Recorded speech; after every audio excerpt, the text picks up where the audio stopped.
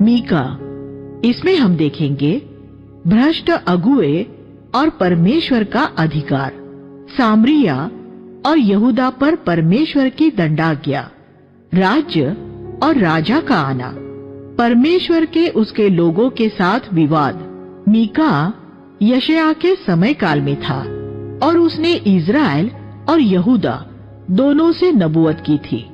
मुख्य रूप से उसने इज़राइल और यहूदा के उन धार्मिक अगुओं को प्रचार किया था जो परमेश्वर के सेवक होने के अपने विशेषाधिकार का दुरुपयोग कर रहे थे और अपने आराधनालयों में गरीब लोगों का वैसे ही शोषण कर रहे थे जैसे आज बहुत से मसीही अगुए कर रहे हैं।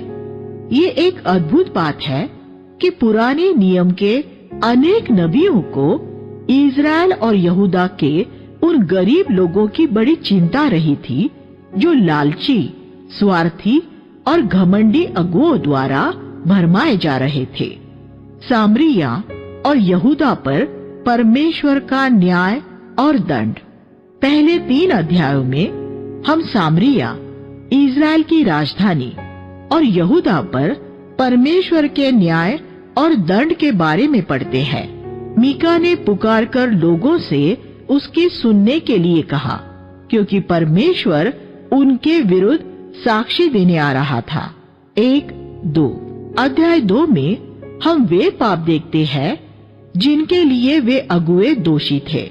परमेश्वर का वचन जब भी अगुओं से बात करता है तो अगुए और परमेश्वर के वचन के प्रचारक होते हुए हमारे लिए अच्छा है कि हम अपने आप को परखें और अपना न्याय करें। हाय उन पर जो अधर्म की योजना बनाते और अपने बिछौनों पर बुराई की युक्ति करते हैं और सामर्थी होने के कारण भोर होते ही उसे पूरा करते हैं।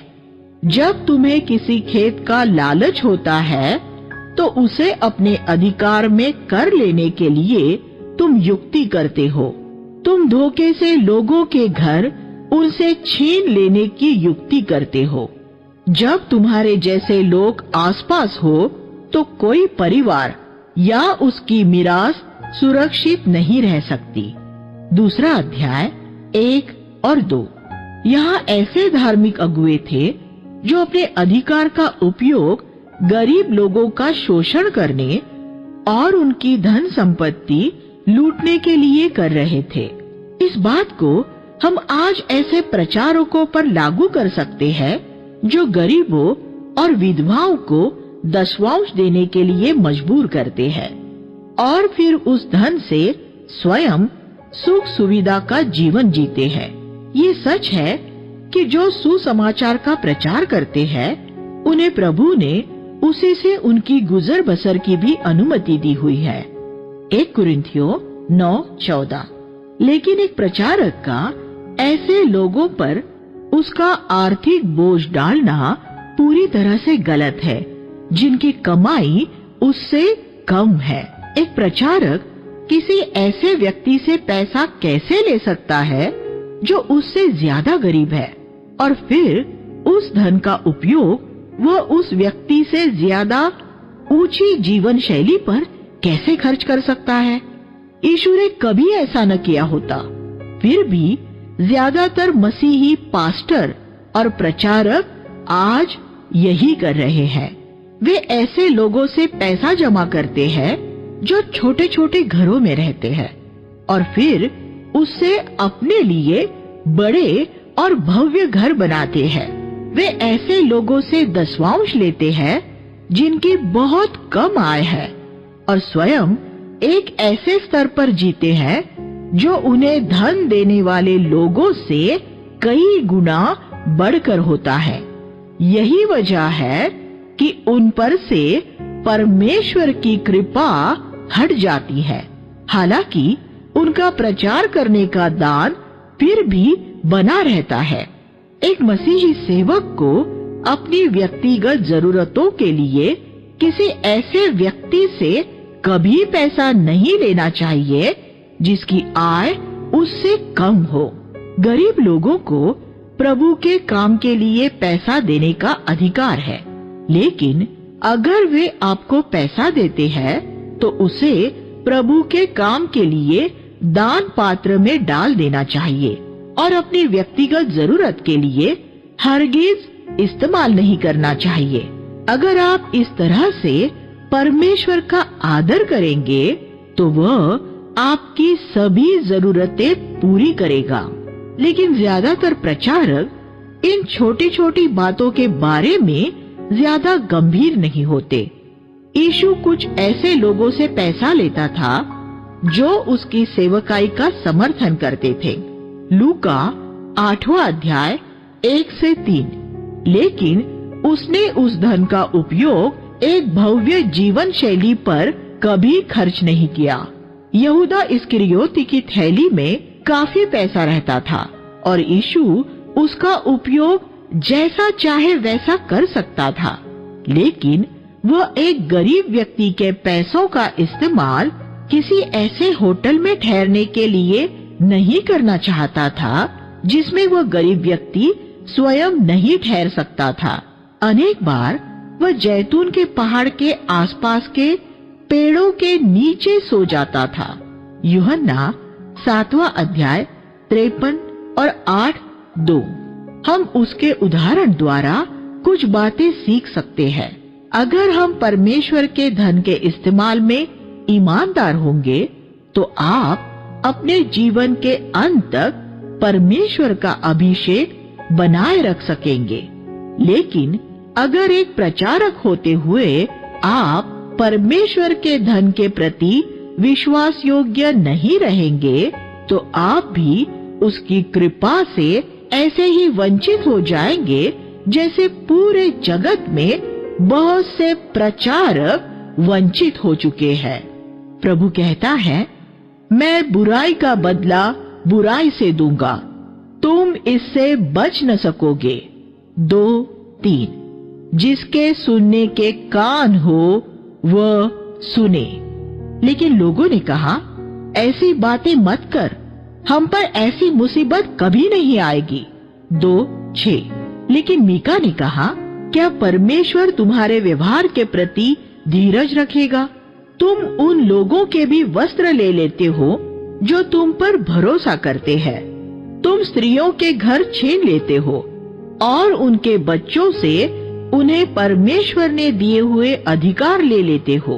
तुमने देश को पाप से भर दिया है और उसे पूरा बर्बाद कर दिया है।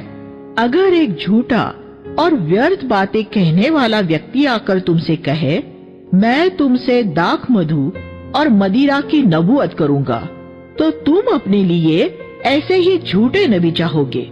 2 अध्याय 7 से 11। पूरे इतिहास की ये एक सच्चाई है कि परमेश्वर के लोगों ने अपने लिए हमेशा से ऐसे ही झूठे नबी चाहे हैं जो उनके कानों की खुजली मिटाए और ऐसी बातें कहे जिनसे उन्हें खुशी मिले। परमेश्वर के ज्यादातर लोगों ने कभी भी परमेश्वर के उन सच्चे नबियों की बात सुननी नहीं चाहिए जो उन्हें सत्य बताते हैं।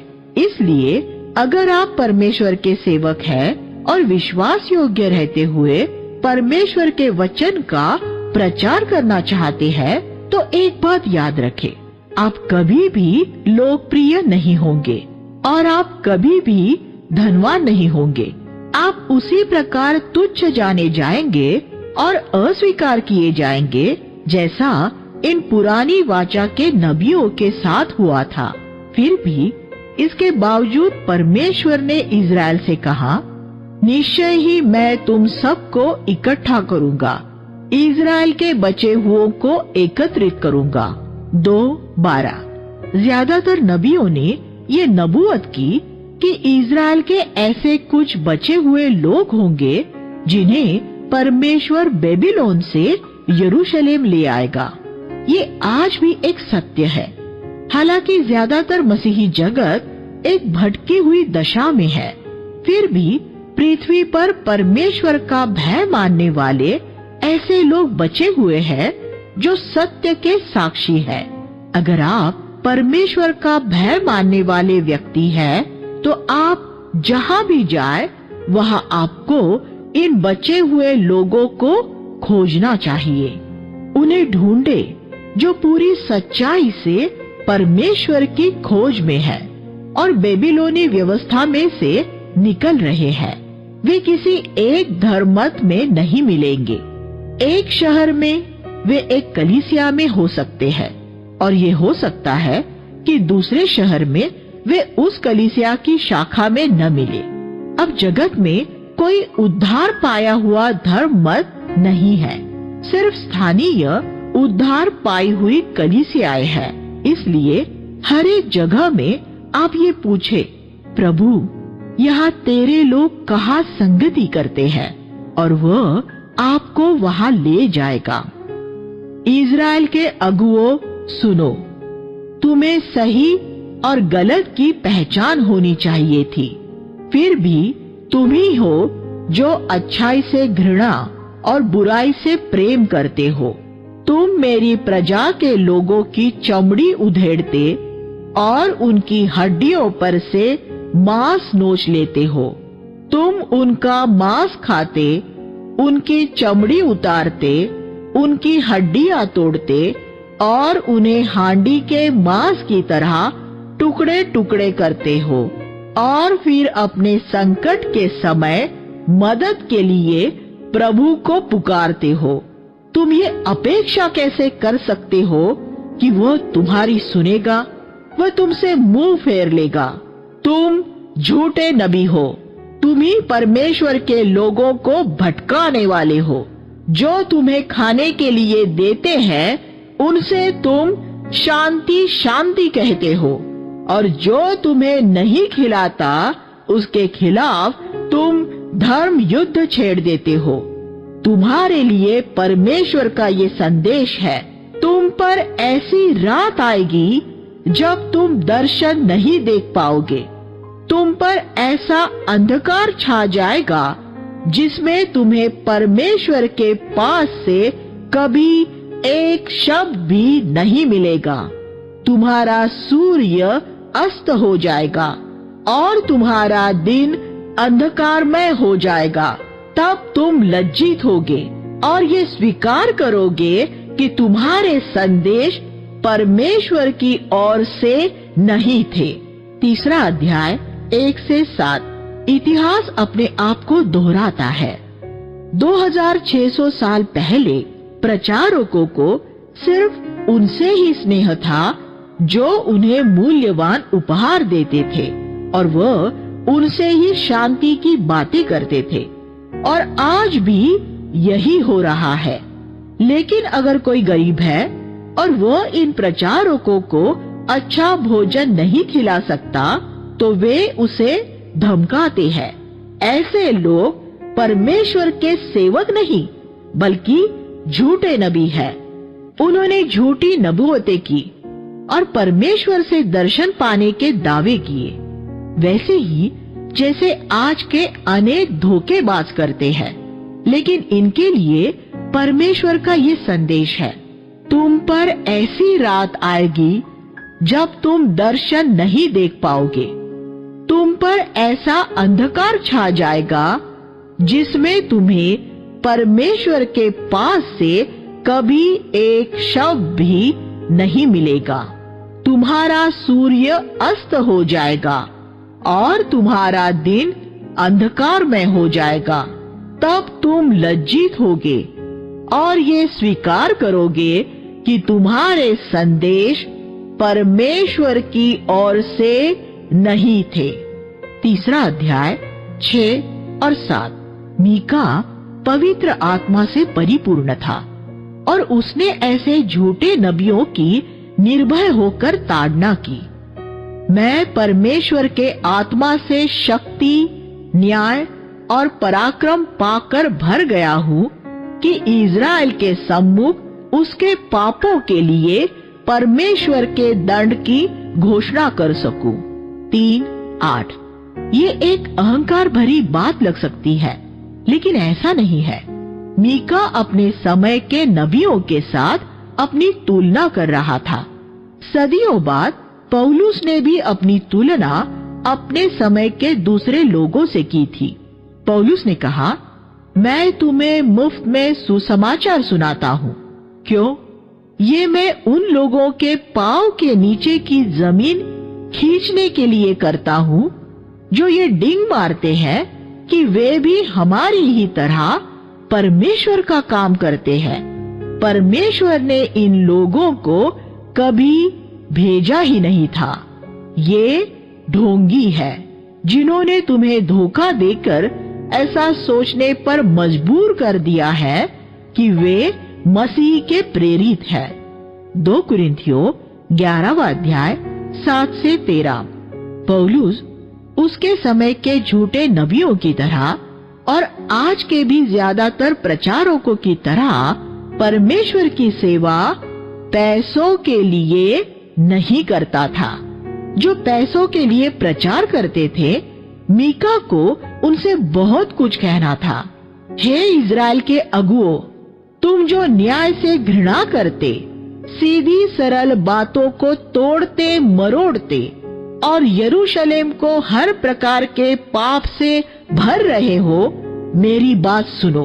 तुम जो रिश्वत लेकर न्याय चुकाते हो, तुम जो ऐसे याजक और नबी हो कि जो दाम चुकाए बिना शिक्षा नहीं देते और भावी कहते हैं, और फिर भी तुम परमेश्वर पर भरोसा रखने की बात करते हो और ये कहते हो, सब कुशल है, परमेश्वर हमारे बीच में है, हमें कोई हानि न होगी।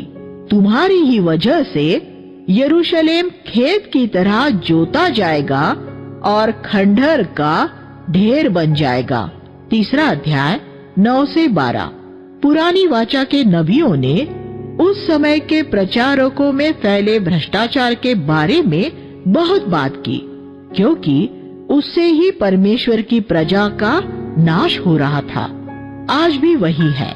याजक और नबी सिर्फ तभी प्रचार करते हैं जब उनका दाम चुकाया जाता था, फिर भी प्रभु पर निर्भर रहने का दावा करते थे। इसी तरह की भरमाने वाली बातें आज भी हो रही है। परमेश्वर का एक सेवक स्वेच्छा से दी गई भेंट स्वीकार कर सकता है, लेकिन इस बात में और परमेश्वर की सेवा करने के लिए एक वेतन पाने में बहुत बड़ा अंतर है। एक वेतन और भेंट में क्या फर्क होता है? आप एक वेतन की अपेक्षा करते हैं, लेकिन एक भेंट की अपेक्षा नहीं करते। परमेश्वर के एक सच्चे सेवक को पैसा मिले या न मिले, खाना मिले या न मिले, वह परमेश्वर की सेवा करता रहेगा। वह भेंट के लिए धन्यवाद देता है, लेकिन वह उन पर निर्भर नहीं होता। वह पैसे के लिए प्रभु की सेवा नहीं करता। अगर आप इस सिद्धांत का पालन करेंगे तो परमेश्वर किसी भी तरह से आपकी सारी जरूरतें पूरी करेगा और आप उन फंदों में गिरने से बच जाओगे जिनमें बहुत से प्रचारक गिर चुके हैं। राज्य और राजा का आना। अध्याय 7 के पहले 4 पदों में मीका मसीह के 1000 वर्ष के राज्य के बारे में बात करता है। पहली बार मीका भविष्य के बारे में नबूवत करता है, लेकिन इससे पहले मीका ने परमेश्वर के लोगों की बेबीलोनी बंधुआई में जाने की नबूवत की। हे सियोन के लोगों, अब नगर को छोड़कर बाहर मैदान में रहो। अब तुम बंधुआई में बेबीलोन को चले जाओगे, लेकिन वहां मैं तुम्हें बचाऊंगा और तुम्हारे शत्रुओं के हाथ से छुड़ाऊंगा। 4:10। मीका ने ये होने से लगभग 100 साल पहले ही इसकी नबूवत की थी, तब जबकि बेबीलोन एक छोटा सा अज्ञात देश था और जो बाद में एक जगत की महाशक्ति बनकर यहूदा को बंधुआई में ले जाने वाला था। अध्याय 5:1 एक दोहरी नबूवत है। पहले तो ये यहूदा के आखिरी राजा सिदकिय्याह के बारे में है, जिसे बंदी बनाकर बेबीलोन में ले जाया जाना था। वे इज़राइल के न्यायी के गाल पर सोंटा मारेंगे और फिर ये इज़राइल के सच्चे राजा यीशु के बारे में है, जिसके गाल पर मारा जाएगा। ये शासक बैतलहम में पैदा होने वाला था। बैतलहम, यद्यपि तू यहूदा में बहुत छोटा है, फिर भी तुझ में से मेरा राजा निकलेगा, जिसका निकलना प्राचीन काल से वरन अनादिकाल से है। 5:2 सिदकिय्याह के बेबीलोन में बंधुआ बनाकर ले जाने के बाद यहूदा में 500 साल तक कोई राजा नहीं था। अगला राजा वह था जिसका जन्म बैतलहम में हुआ था। मीका का यही वह पद है जिसका उल्लेख याजकों ने हेरोद से तब किया था जब ज्योतिषियों ने आकर उससे पूछा था, यहूदियों का राजा जिसका जन्म हुआ है कहाँ है? मत्ती 2:2। फिर मीका बचे हुओं की बात करता है। न्याय और दंड की नबूवत करने के बाद नबी हमेशा बचे हुओं के उद्धार पाए हुओं के विषय पर लौट आते हैं। याकूब के बचे हुए लोग देश देश के लोगों और अनेक जातियों के बीच ऐसे होंगे प्रभु की ओस, जैसे वन पशुओं के बीच सींग। तेरा हाथ तेरे शत्रुओं पर उठेगा और तेरे सब शत्रु मिटा दिए जाएंगे। 5वां अध्याय 7-9। बची हुई कलीसिया को आज ऐसा होना चाहिए, दूसरों को ओस और पानी की फुहार की तरह तरोताजा करने वाली, अपने आचरण में एक सिंह जैसी मर्यादा वाली, और शैतान और शारीरिक वासनाओं असली शत्रुओं पर प्रबल होने वाली। परमेश्वर का उसके लोगों के साथ विवाद। अध्याय 6 में हम परमेश्वर के उसके लोगों के साथ विवाद के बारे में पढ़ते हैं। ये एक न्यायालय के दृश्य की तरह है, जहां परमेश्वर इज़राइल से ये कह रहा है, खड़े होकर मेरे खिलाफ अपना मुकदमा दायर करो। पर्वत और पहाड़ियां तुम्हारे साक्षी हो और मैं भी तुम्हारे खिलाफ अपना मुकदमा दायर करूंगा। मैंने तुम्हारा क्या बिगाड़ा है कि तुमने मुझे त्याग दिया है? मैंने तुझे मिस्र में से तेरे दासत्व के घर से निकाल कर लाया। मैंने तुम्हारी अगुवाई करने के लिए मूसा, हारून और मिर्याम को भेजा। जब बिलाम ने तुम्हें श्राप देना चाहा, तब मैंने तुम्हें आशीष दी। तुम्हें मेरे खिलाफ क्या कहना है और तुम मुझसे क्यों दूर हो गए हो? 6वां अध्याय 1-5। और फिर मीका लोगों से पूछता है कि वे परमेश्वर को क्या जवाब देना चाहते हैं। क्या वे ये सोच रहे हैं कि परमेश्वर उनसे ज्यादा भेंट चाहता है? नहीं, उसको उनके दसवांश और बलियों की कोई जरूरत नहीं है। उनके पहलौठे की बलि पृथ्वी पर एक व्यक्ति द्वारा दी जा सकने वाली सबसे मूल्यवान बलि भी अब इस योग्य नहीं रही थी कि उससे उनके एक पाप का भी प्रायश्चित हो सके। और फिर हम मीका की पुस्तक का एक बहुत ही सुंदर पद पढ़ते हैं, एक ऐसा पद जो ये बताता है कि परमेश्वर मनुष्य से हर समय किस बात की अपेक्षा करता है। ऐसा पद जो हम सभी को अपने मन में रखना चाहिए। प्रभु तुझसे ये छोड़ और क्या चाहता है कि तू न्याय के काम करे, दया से प्रेम रखे और अपने परमेश्वर के साथ नम्रता से चले। 6-8। अगर आप वास्तव में उसके लिए प्रभु के आभारी हैं, जो उसने आपके लिए किया है, तो फिर वह आपसे आपका पैसा या आपकी सेवा नहीं, बल्कि सबसे पहले ये 3 बातें चाहता है। 1. न्याय के काम करे, हर प्रकार के पक्षपात से मुक्त रहे और हर एक परिस्थिति में सिर्फ वही करे जो सही है और कभी किसी के साथ गलत न करे। 2. दया से प्रेम रखे, दूसरों की गलतियों को क्षमा करने और उनके साथ भलाई करने में आनंदित हो। हर एक के साथ दया से व्यवहार करे। अगर कोई कुछ गलती करता है तो उसके प्रति कठोर न हो। आपने भी गलतियां की है और परमेश्वर ने आपको क्षमा किया है, इसलिए सबको क्षमा करे और हर एक व्यक्ति के साथ हर एक समय में आप हर एक भलाई करते रहे। इस सच्चाई के लिए जगह छोड़कर रखे कि बहुत सी बातों में उनमें आपके जितनी समझ ज्योति नहीं है। इसलिए अगर उनके कुछ कामों का तरीका आपसे अलग है तो उनका न्याय किए बिना उन्हें वैसा ही स्वीकार करे जैसे वे हैं। जो दूसरों पर दोष लगाते और उनका न्याय करते हैं, अंतिम दिन परमेश्वर उनके साथ निर्दयी होकर व्यवहार करेगा। याकूब 2:13। 3. परमेश्वर के साथ नम्रता से चले। इसमें सारी बातों का भेद है। एक नम्रता का मनोभाव आपके ऊपर परमेश्वर की कृपा लाएगा और आपको वैसा जीवन जीने योग्य बनाएगा जैसा परमेश्वर चाहता है, वरना आपके लिए सब असंभव होगा।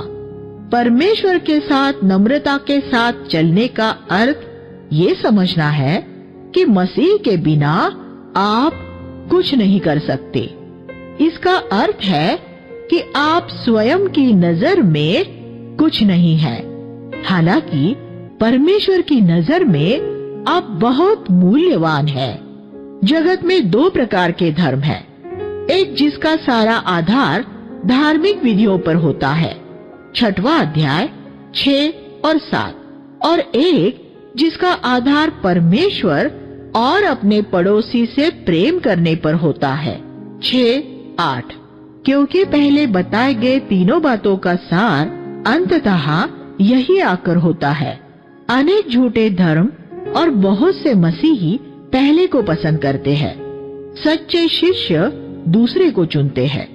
बाहरी रीतियां और विधियां अक्सर परमेश्वर के साथ नम्रता से और पड़ोसी के साथ प्रेम और दया से चलने की जगह ले लेती है। अगर इज़राइल के अगुओं ने इन 3 बातों पर ध्यान दिया होता और लोगों को भी यही करना सिखाया होता तो इज़राइल को कभी बंधुआई में बेबीलोन नहीं जाना पड़ता। मीका ने फिर उन व्यापारियों के खिलाफ नबूवत की जो गरीब लोगों के साथ बेईमानी कर रहे थे। क्या बेईमानी से धनवान बनने का तुम्हारा काम कभी खत्म नहीं होगा? तुम्हारे घरों में दुष्टता का खजाना और छल के तराजू और झूठे बाट भरे हुए हैं। तुम लूट और हिंसा द्वारा धनवान हुए हो और तुम्हारी ज़बानें झूठ बोलने की ऐसी आदी हो चुकी है कि अब वे सच बोल ही नहीं सकती। इसलिए तुम खाओगे पर तृप्त न होगे, तुम बचत करना चाहोगे पर कुछ बचा न पाओगे और आखिर में उसका कुल योग शून्य ही होगा और जो कुछ तुम इकट्ठा करने में सफल हो जाओगे उसे मैं तुम पर जय पाने वालों को दे दूंगा। 6वां अध्याय 10 से 14। अगर आप धनवान हैं तो परमेश्वर ये चाहता है कि आप ये जाने कि आप कैसे धनवान बने हैं। क्या ये धन पाने के लिए आपने किसी से बेईमानी की है? क्या आपने सरकार से उस कर की चोरी की है जो आपको उसे चुकाना था? क्या वह अर्जित करने के लिए आपने कोई बेईमानी का काम किया था? परमेश्वर इस बात पर कड़ी नजर रखता है कि उसके लोग कैसे पैसा कमाते हैं। बेईमानी से कमाए हुए धन द्वारा हम पर सिर्फ परमेश्वर का न्याय और दंड ही आएगा। परमेश्वर कहता है, एक ईमानदार मनुष्य का मिलना इतना ही मुश्किल हो गया है जितना फल तोड़ लिए जाने के बाद एक अंगूर के गुच्छे या पके अंजीर का मिल जाना। देश में से सभी ईश्वरीय भक्त मिट चुके हैं और एक भी खरा मनुष्य नहीं बचा है। वे तो अपने ही भाइयों के खिलाफ बुराई करते हैं और वे दोनों हाथों से दुष्टता करने में लगे हैं। न्यायी रिश्वत मांगता है और धनवान उसे रिश्वत देकर बताता है कि किसे बर्बाद करना है। इस तरह न्याय तोड़ा मरोड़ा जा रहा है और ये दोनों मिलकर इसका ताना बाना बुनते हैं। 7वां अध्याय 1 से 3। तब परमेश्वर उन्हें चेतावनी देता है कि उन्हें दंडित किए जाने का समय निकट आ चुका है। 7:4। हम आज ऐसी ही परिस्थितियों में रहते हैं। ईश्वरीय लोगों का मिलना दुर्लभ हो गया है। समाज में बहुत सा अन्याय और रिश्वतखोरी है और गरीब लोगों का शोषण हो रहा है। परमेश्वर ये सब देख रहा है। उसने इज़राइल का न्याय करने से पहले एक लंबे समय तक इंतजार किया था। जो लोग आज वही सब कर रहे हैं वे बच न पाएंगे। एक दिन परमेश्वर लोगों से न्याय को तोड़ने मरोड़ने के लिए हर एक रिश्वतखोरी के काम का और ऐसे हर एक गलत काम का लेखा लेगा जो उन्होंने दूसरों को, खास तौर पर असहाय गरीब लोगों का नुकसान करने के लिए किए हैं। कोई भी नहीं बचेगा। हर एक को परमेश्वर के सामने अपना लेखा देना है। पद 7:6 के मीका के शब्दों का उल्लेख करते हुए यीशु ने उनकी सीमा को बढ़ाया। ये न सोचो कि मैं पृथ्वी पर मेल कराने आया हूँ। मैं मेल करवाने नहीं बल्कि तलवार चलवाने आया हूँ। मैं इसलिए आया हूँ कि मनुष्य को उसके पिता, पुत्री को उसकी माता और बहू को उसकी सास के विरुद्ध कर दूं और मनुष्य के शत्रु उसके घर के ही लोग होंगे। जो मुझसे अधिक अपने माता या पिता से प्रेम करता है वह मेरे योग्य नहीं है। जो मुझसे अधिक अपने पुत्र या पुत्री से प्रेम करता है वह मेरे योग्य नहीं है। मत्ती 10वां अध्याय 34 से 37। जब आप 7:6 पढ़ते हैं तो वह शिष्य होने की बात से जुड़ा हुआ नहीं लगता है, लेकिन जिस तरह यीशु ने इन शब्दों का इस्तेमाल किया वह हमें सिखाता है कि नबियों के शब्दों के एक से ज्यादा अर्थ थे। बहुत सी नबूवतों का पूरा होना दोहरे रूप में था और ये उसका सिर्फ एक उदाहरण है। मीका ने फिर कुछ ऐसे अद्भुत वचन बोले जिन्हें हम शैतान के खिलाफ अपने आत्मिक युद्धों में इस्तेमाल कर सकते हैं। जहां तक मेरी बात है मैं तो प्रभु की ओर ही ताकता रहूंगा। मेरे उद्धार के लिए मैं प्रभु की बाढ़ जोहता रहूंगा। वह मेरी सुनेगा। मुझ पर आनंदित मत हो। चाहे मैं गिरूं फिर भी उठ खड़ा होऊंगा। अगर मैं अंधकार में रहूंगा तो भी प्रभु मेरी ज्योति होगा। जब प्रभु मुझे दंड देगा तो मैं धीरज से सहता रहूंगा, क्योंकि मैंने सिर्फ उसके ही विरुद्ध पाप किया है।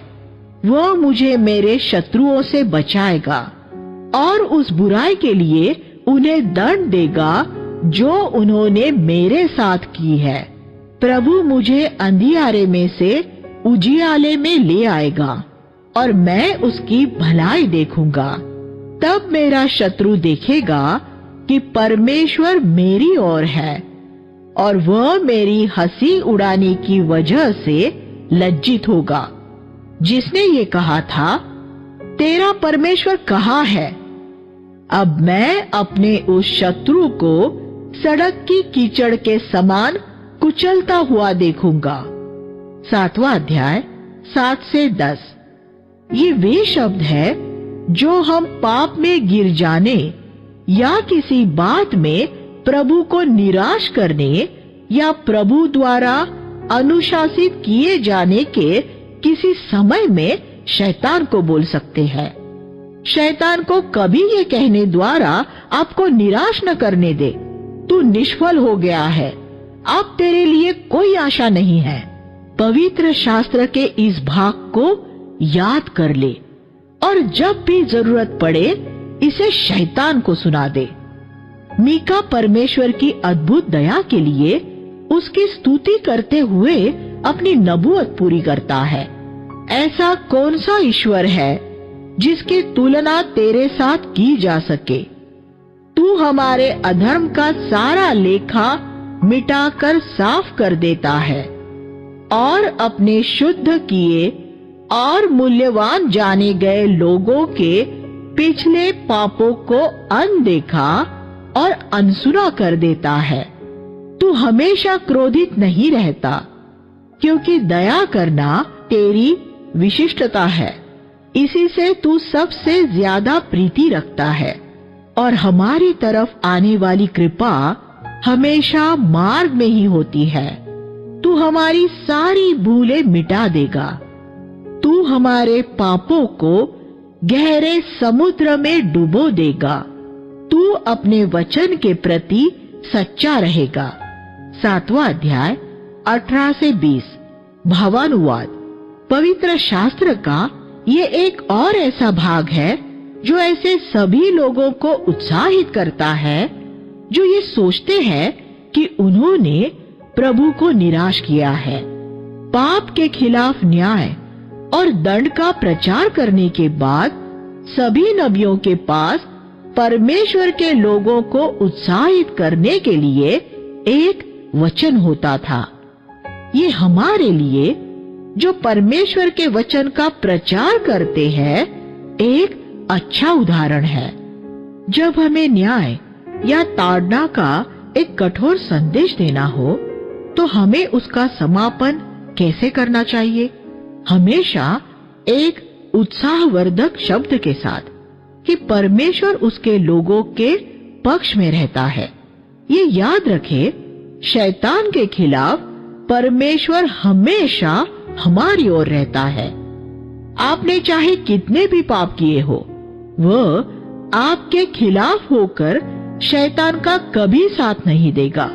वह आपके मन फिराने का इंतजार करता रहता है, लेकिन वह हमेशा आपकी ओर ही रहेगा। जैसे ही वह आपको उसकी ओर फिरते देखेगा, वह आपकी मदद के लिए दौड़ पड़ेगा। आप जो परमेश्वर के वचन का प्रचार करते हैं, ऐसे शल्य चिकित्सक सर्जन की तरह है जो ऑपरेशन कक्ष में एक मरीज के अंदर से कैंसर की गांठ निकालता है। आप मरीज को काटकर खोलते हैं और कैंसर को देखते हैं। अब आपको क्या करना चाहिए? कैंसर की गांठ काट कर अलग करे, उसे टाके लगाकर सील दे, दर्द दूर करने वाली सुई लगा दे और उसके घर भेज दे कि वह खुशी और आनंद के साथ वापस लौट जाए। लेकिन ज्यादातर प्रचारक एक मरीज को काट कर खोल देते हैं, कैंसर को प्रकट कर देते हैं और उस मरीज को कटे हुए पेट के साथ ही उसके घर भेज देते हैं, निरुत्साहित और आशा रहित। ऐसा कभी न करें। अपना काम पूरा करें। अगर लोगों ने विलाप और अपने पापों का अंगीकार भी किया हो, फिर भी लोगों को विदा करते समय उनके हृदयों को आशा और उत्साह से भर कर भेजे। आपके प्रचार हमेशा पुराने नियम के इन नबियों की तरह एक आशा के शब्द के साथ पूरा हो। परमेश्वर हमेशा शैतान के खिलाफ और आपके पक्ष में रहता है। आइए हम प्रार्थना करें। हे स्वर्गीय पिता, पैसों के प्रति, गरीब लोगों के प्रति सही दृष्टिकोण रखने के लिए हमारी मदद कीजिए। ये सभी अलग चीजें जो आपके वचन से आपने हमें सिखाई है, आपके प्रकाश में चलने के लिए हमारी सहायता कीजिए। यीशु के नाम में प्रार्थना करते हैं, आमीन।